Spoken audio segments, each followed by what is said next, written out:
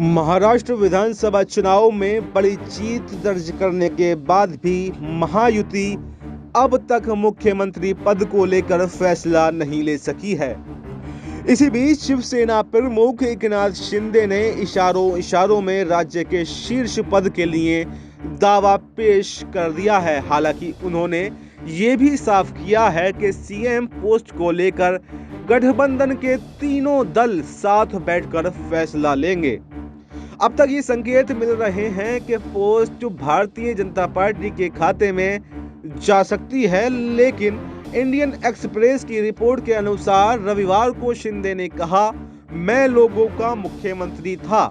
यहाँ तक कि मैं कहता था कि मैं सिर्फ मुख्यमंत्री नहीं था बल्कि मैं कॉमन मैन था।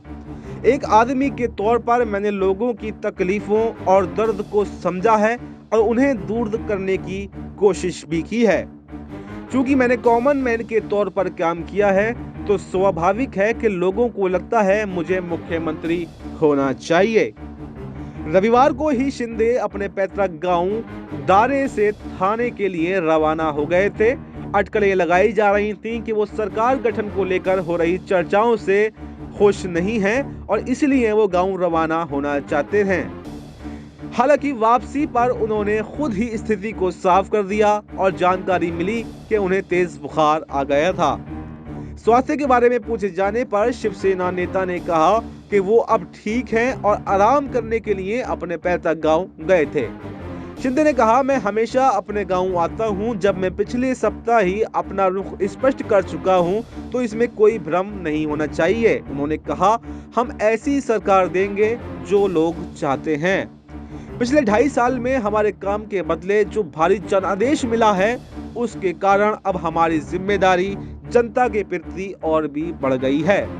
शिंदे ने एक प्रेस कॉन्फ्रेंस को संबोधित करते हुए कहा कि शिवसेना राज्य में नई सरकार के गठन पर भाजपा के फैसले का समर्थन करेगी। उन्होंने ये भी दोहराया कि महाराष्ट्र के सीएम पद को लेकर फैसला प्रधानमंत्री मोदी और केंद्रीय मंत्री अमित शाह और भाजपा प्रमुख जगत प्रकाश नड्डा की तरफ से लिया जाना है और वो फैसले का पूरी तरह से समर्थन करेंगे। शिंदे ने दोहराया कि महायुति सहयोगियों के बीच कोई मतभेद नहीं है और बताया कि भाजपा ने अभी तक अपने विधायक दल के नेता की घोषणा नहीं की है। उन्होंने कहा कि भाजपा ने अभी तक अपने विधायक दल के नेता की घोषणा नहीं की है। हम लोगों की आकांक्षाओं को वो पूरा करेंगे। हमारे बीच में कोई भी मतभेद नहीं है। हम लोगों के हित में निर्णय लेंगे। मेरे रुख को दोहराने की कोई जरूरत नहीं है।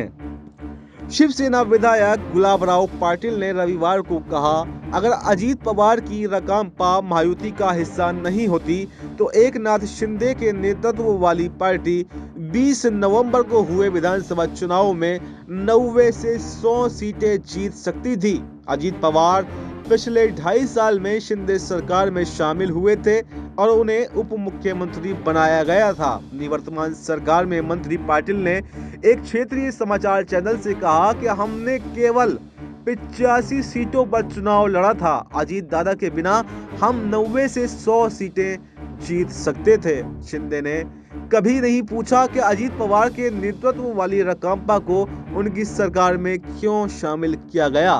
उन्होंने शिंदे की भी प्रशंसा की और कहा कि शिंदे एक बड़े दिल वाले व्यक्ति हैं जो नाराज होने के बजाय मुकाबला करने में विश्वास रखते हैं। भाजपा के एक वरिष्ठ नेता ने पीटीआई भाषा से बताया कि महाराष्ट्र के नए मुख्यमंत्री के तौर पर देवेंद्र फडणवीस का नाम लगभग तय हो गया है।